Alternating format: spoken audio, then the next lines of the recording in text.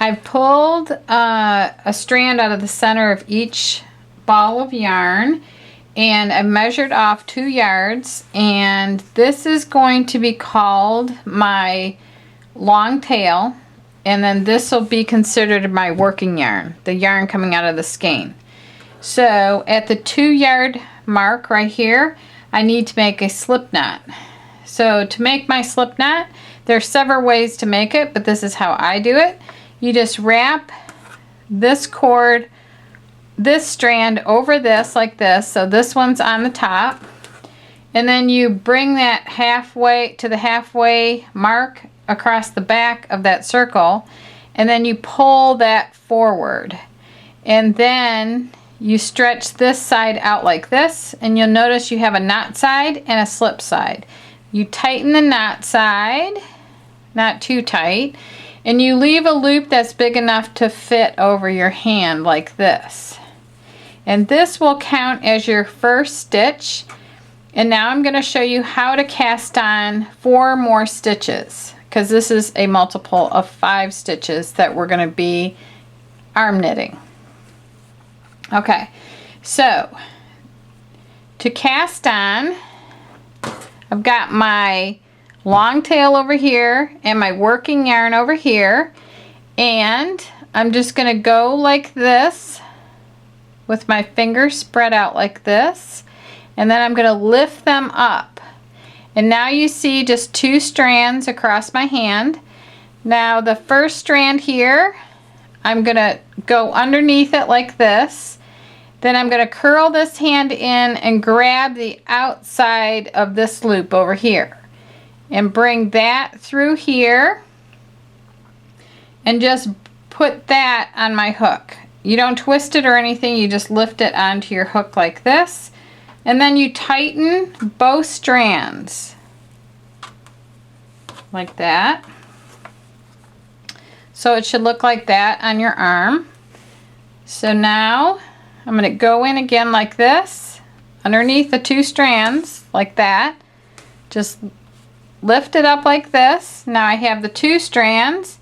I'm going to come over here with my hand, go through the outside strand like this, curl my hand, and grab this one from behind like this. And put that on my arm, and then tighten both sides. And now I'll do the same thing again.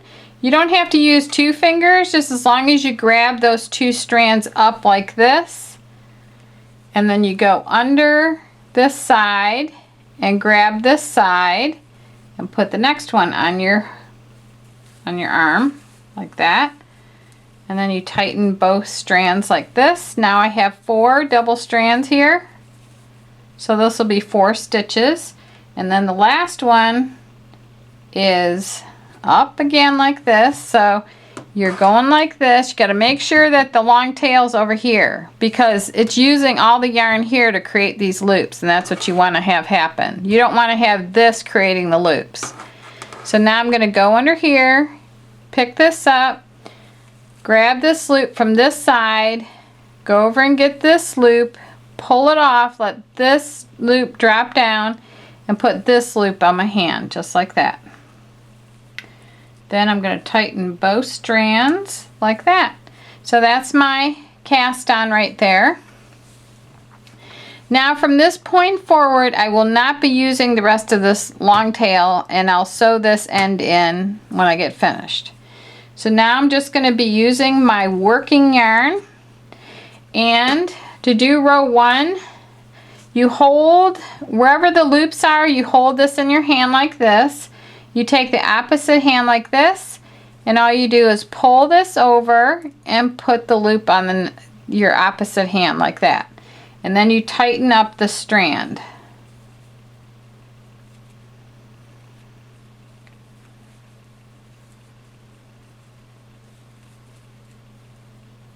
Okay, so then I'm going to hold this over here, and then I'm going to pull the next loop off. I'm going to drop it and put that on my hand, and then tighten this. Tighten the working yarn. Then I'm going to put this back in this hand, pull this one off, let it drop down, and put that loop on my hand. Once you get this going, you can go really fast. Now I'm going to grab this again with this hand, drop this down, and move that loop and tighten. Tighten after every stitch. And then the same thing, pull this one off onto this working yarn and put that on your hand. So that's the end of row 1. I pulled out a lot of yarn. Okay, so you just tighten this up, and if you pull it down, you see how the loop stitches of row 1 look. Okay, so now I'm going to hold this in this hand, pull this one over, slip this onto the opposite hand, and tighten. Hold this here, pull this over, push that onto this hand. Hold this here, push this over, put it on the opposite hand. Pick this up again, pull this loop over and it drops down on the working strand, and put that on the opposite hand and tighten. Hold this, move this over, put the loop up here, and tighten. So that's the end of row 2.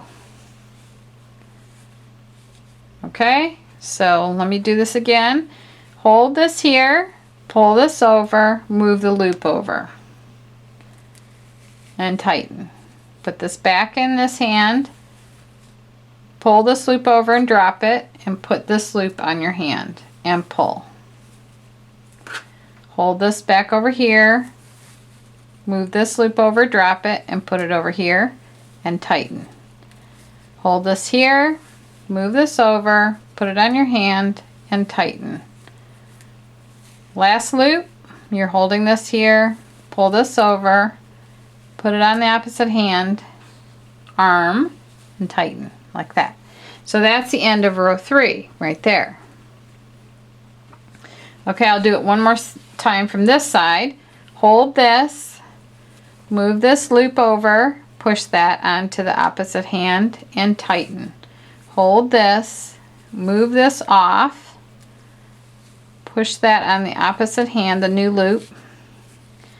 Hold this, bring this over, push it on the opposite hand. Okay. I've got a lot of yarn here.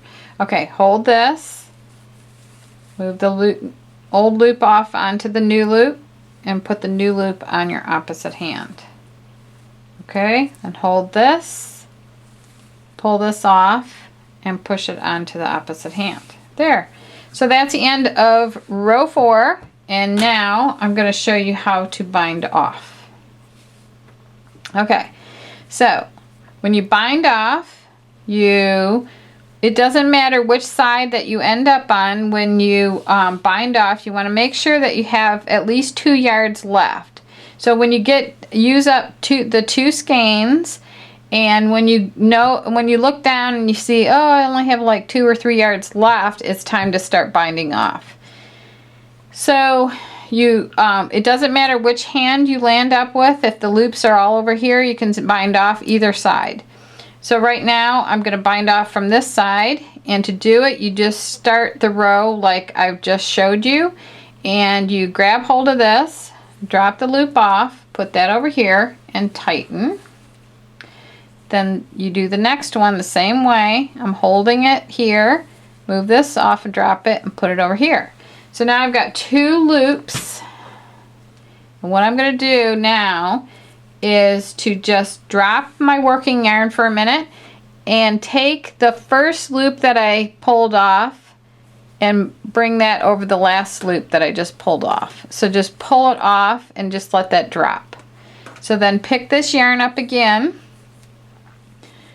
take the next loop off like this, put it on your hand like this, pull it to tighten it, take the previous loop and just bring it over the new loop like that.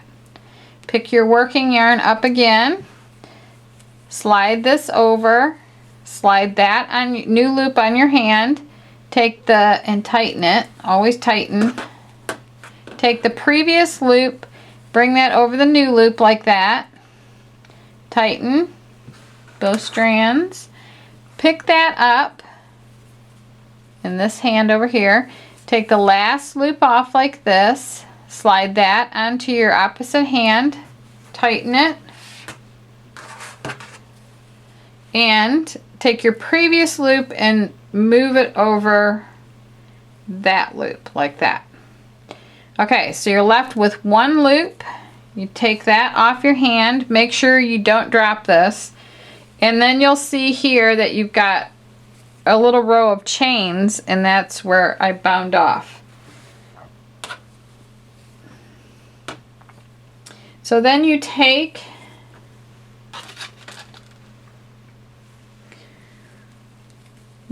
your scissors and you cut this off.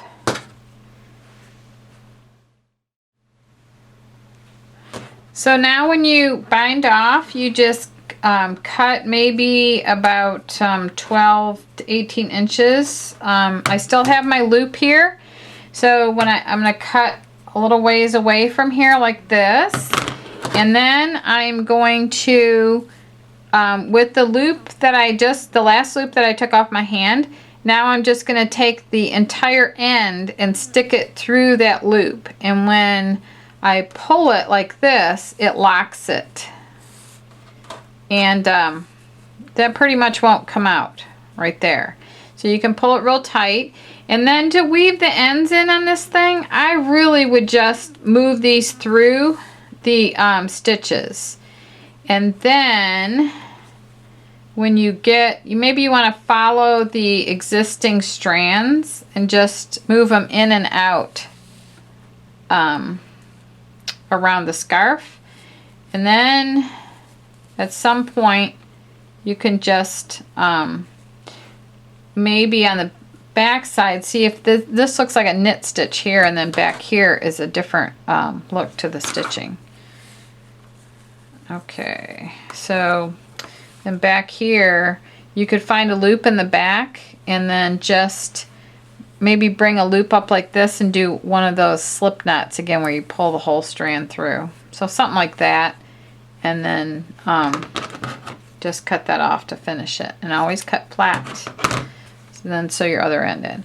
So then I have another scarf here that I finished earlier, and if you wanted to, I have sewn in one end, the end from my starting row, from my, what was that called, long tail, and I still have this was my end, so I left it extra long.